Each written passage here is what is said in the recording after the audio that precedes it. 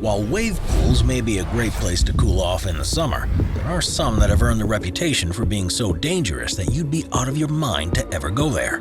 Be it massive waves, overcrowding, or other dangerous conditions, these are the top 15 most dangerous wave pools. Number 15. North China Tsunami. While most wave pools manage to keep most of the water in the pool, in 2019 a wave pool in northern China got just a tad bit out of control. Located close to the North Korean border in the northeastern city of Longjiang, swimmers were floating peacefully when a sudden tsunami-like tidal wave slammed through the pool. It was so strong that the wave caused flooding far outside the wave pool's confines, and it sent swimmers who were on rafts flying into the air and onto the surrounding concrete. According to the South China Morning Post, a total of 44 swimmers were injured, with several receiving fractured ribs as a result. And while the swimming pool claimed that an electrical malfunction was to be blamed for the problem, we'd suggest staying away from this pool just in case another accident were to occur once more. Number 14. Tokyo Summerland. While Japan isn't known for being a dangerous place to visit, its wave pools are certainly an exception. The worst of them all is the wave pool at Tokyo Summerland, which is located in the Ekiruno area of Japan's capital city. Now, the primary reason for this is the fact that the wave pool is often extremely crowded, meaning that people often have to float shoulder to shoulder. When combined with the large amount of floaties, it becomes a hazard for small children, as they can easily be pushed under the water and get lost in the crowd. Even if you're a strong swimmer, we suggest going to some of the water park's other attractions. Number 13. Wave Palace Siem Park. If you ever end up traveling to the Spanish Canary Islands, then we advise you to steer clear of Wave Palace Siem Park. Located in the city of Adeje, it's a wave pool that holds the Guinness World Record for being the largest in the world. Sporting a white sandy beach and tropical islands, it truly is a beautiful pool, but don't let its looks deceive you. Beyond its size, it produces waves that are as much as 3 meters high, and this is what makes it truly dangerous. After all, this may be heaven on earth for a skilled surfer. These waves are easily large enough to knock non-swimmers off their feet, leaving them at risk of being pulled under the surf. If you like your wave pool experience to be on the calmer side, then this wave pool certainly isn't for you. Number 12. Lake Erie Metro Park Wave Pool. Lifeguards can often make or break the safety standards of a wave pool, and in 2010 the ones on duty at the wave pool at Lake Erie Metro Park in Michigan certainly did make the cut. That's because in June of that year, 20-year-old Lisa Cox went under the water.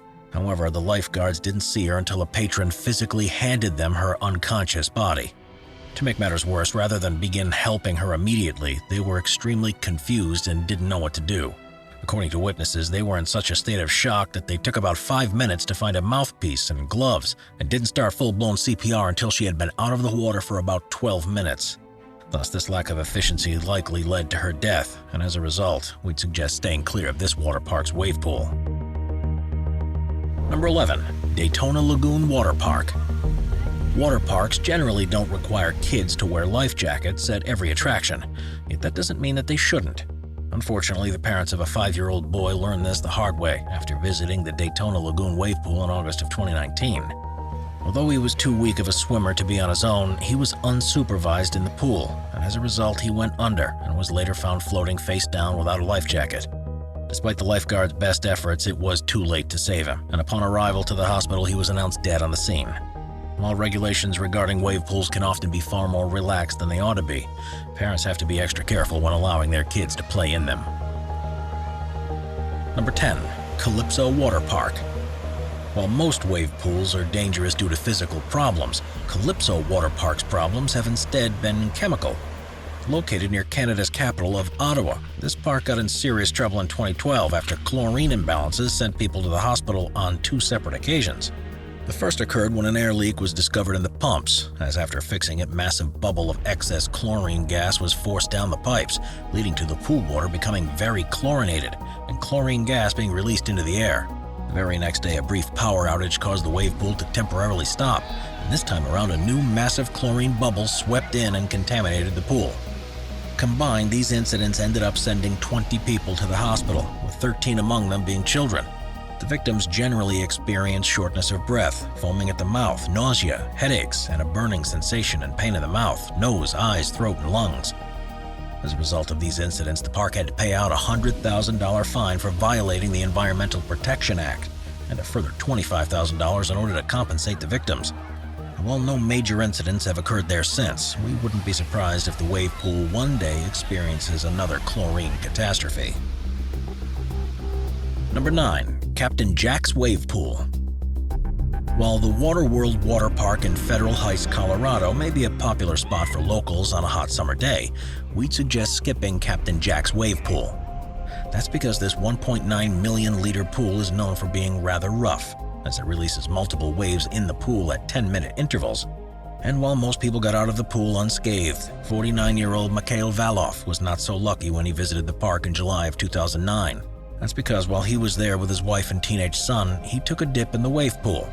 And after a while, a lifeguard became concerned when he saw that Valoff's head was above water, but not moving. This caused the lifeguard to jump into the pool, pull him out, and try to revive him along with a Waterworld paramedic.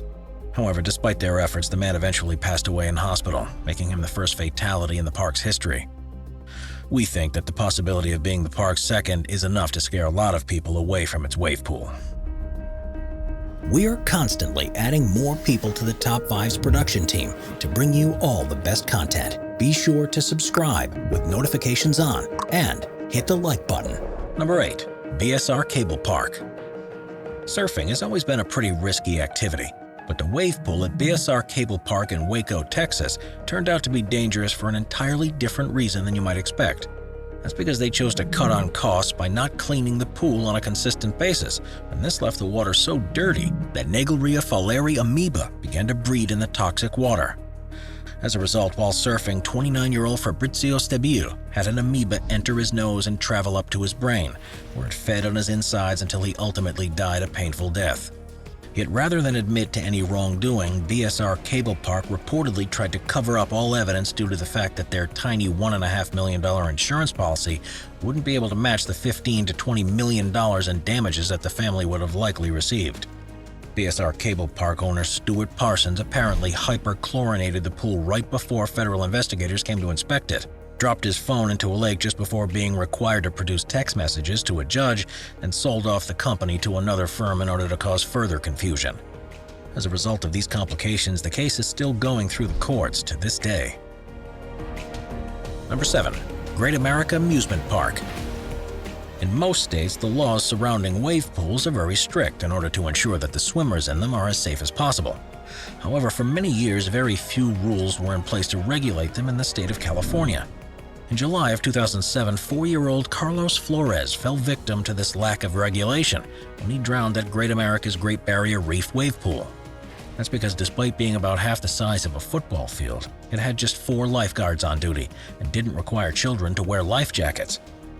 While this may seem pretty foolish, it was completely legal, and thus despite being 4 years old, Carlos ran in without any supervision. As a result, at some point he went under, and due to the pool being extremely crowded, no one noticed him until he was seen floating in the waves near the shallow end.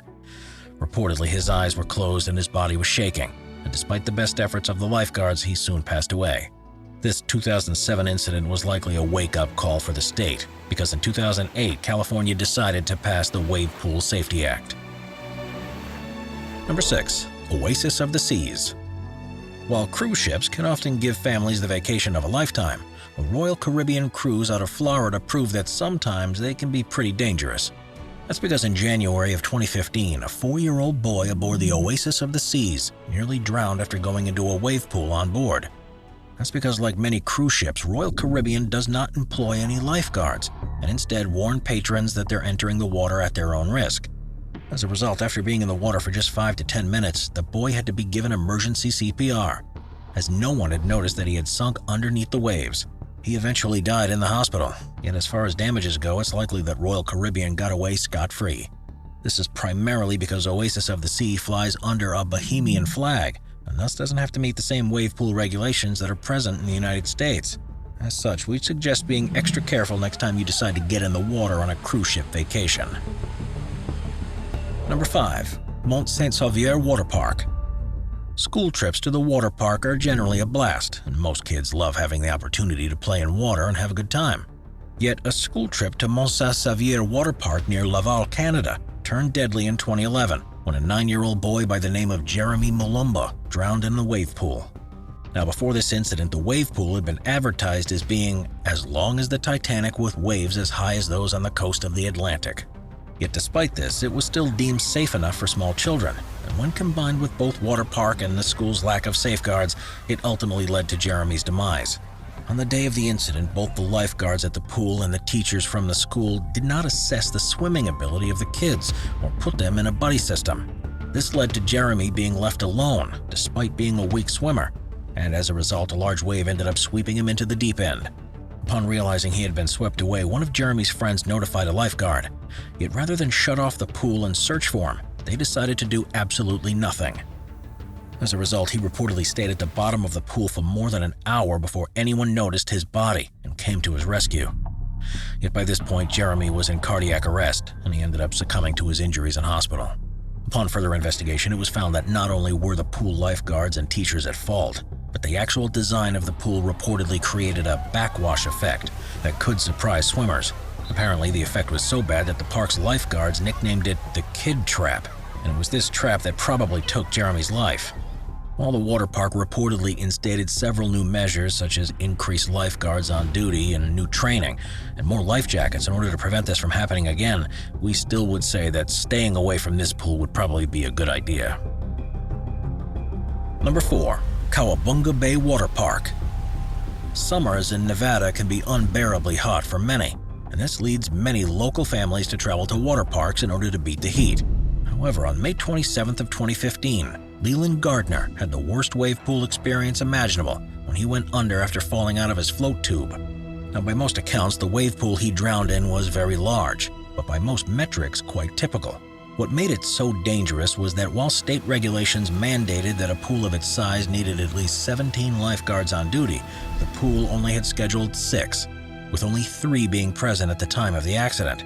That means that each lifeguard had to scan a very large area of the pool, which made them very ineffective as the waves can create blind spots where it's difficult to see the bottom of the pool. When Leland Gardner went under, he likely stayed submerged for several minutes rather than the 30 seconds or so that would have been typical in normal conditions. And while the 6-year-old was eventually resuscitated in hospital after weeks of surgery, the length of his submersion caused severe brain damage.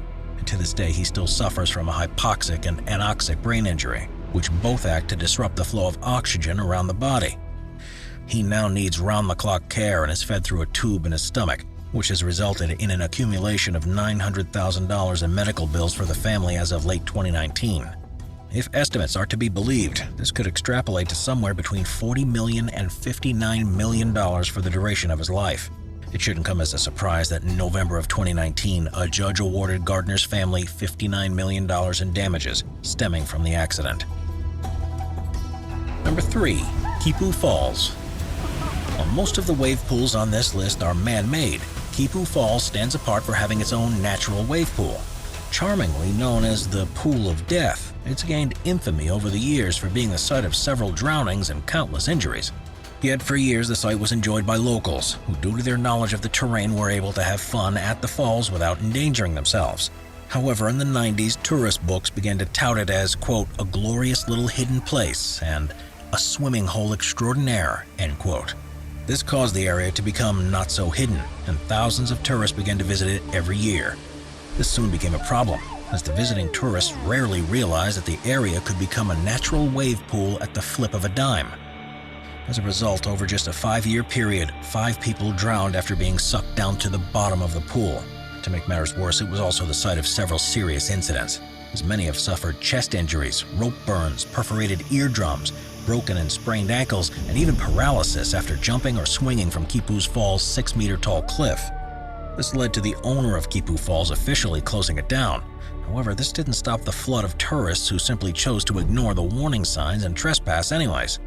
Actions against Kipu Falls went all the way to the Hawaii State Legislature, who attempted to stop tourist books from writing about it by threatening to hold them liable for anyone who died or got injured visiting the falls. Yet the publishers of these books argued that it went against their First Amendment rights, and as a result, the bill was never passed. Therefore, Kipu Falls continues to be accessible today for those who are willing to risk taking the plunge. Number 2. Typhoon Lagoon Surf Pool. While Disney World may seem like a magical place where every ride should be safe, the Typhoon Lagoon surf pool throws that assumption out the window. Located at Disney World's Typhoon Lagoon water park, it's been subject of many angry tirades across the internet due to its many rather unsafe features. Now, it's absolutely massive in terms of size, as it measures in at over 10,000 square meters in area and has a grand total of about 11 million liters of water and throws out about 300,000 liters of water with each wave. These waves are generated on a 90-second interval that brings in a 1.8-meter tall wave, with this being repeated nonstop for about 90 minutes. The result is a lot of terrified shrieking from younger kids, with many being swept underneath the water in the chaos. To make matters worse, the floor is hard and abrasive, which, while preventing swimmers from falling, can cause some serious scratches and scrapes. Therefore, if you have young kids, we then suggest staying away from this Disney World wave pool. However, if you'd like to get into surfboarding, then Typhoon Lagoon's surf pool is the place to be. For while you can't go and surf during normal operational hours on select mornings, Typhoon Lagoon offers surf school lessons at a price of about $165 per person. Yet on the mornings they choose to cater to more experienced surfers, as they sometimes rent out the surf pool for private surfing, with 100 waves being let out over the course of the morning. Regardless, we think this is a neat feature that would make you agree that if you're careful, this dangerous wave pool can be a lot of fun.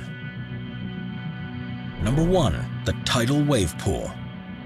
While this wave pool may now be out of commission, the Tidal Wave Pool located at Action Park in New Jersey was one of the most infamous of all time. For reference, Action Park itself is infamous for being home to some of the most dangerous rides in the United States, with it being given nicknames such as Traction Park, Accident Park, and Class Action Park during its 18 years of operation between 1978 and 1996. This was because it not only had many dangerous rides that led to many injuries, but also responsible for at least 6 deaths during its tenure. The Tidal Wave Pool, which is more often referred to as the Grave Pool, was no exception. Measuring in at 76 meters long and 30 meters wide, it could hold between 500 to 1,000 people and would generate waves of up to 1 meter in height at 20-minute intervals. While this may not seem too bad, what made the pool dangerous was that it was hard to see and that got very deep at the far end, leading many victims to find themselves at the bottom of the pool under crashing waves completely by accident. To make matters worse, the 20-minute intervals often tired out many strong swimmers, causing patrons to crowd the side ladders as the waves began, which led to many accidents. As a result, a minimum of 12 lifeguards would have had to been watching the pool at all times, with this crew typically having to save around 60 lives on an average weekend. It shouldn't come as a surprise that such quantities made a perfect track record near impossible. As an unfortunate result, in 1982, one person drowned, and in 1987, another met the same fate. This ultimately caused this attraction to go down in infamy. Watch our Waves playlist for more top 15 videos about massive waves. Sit back, relax, and binge watch all of our best wave videos.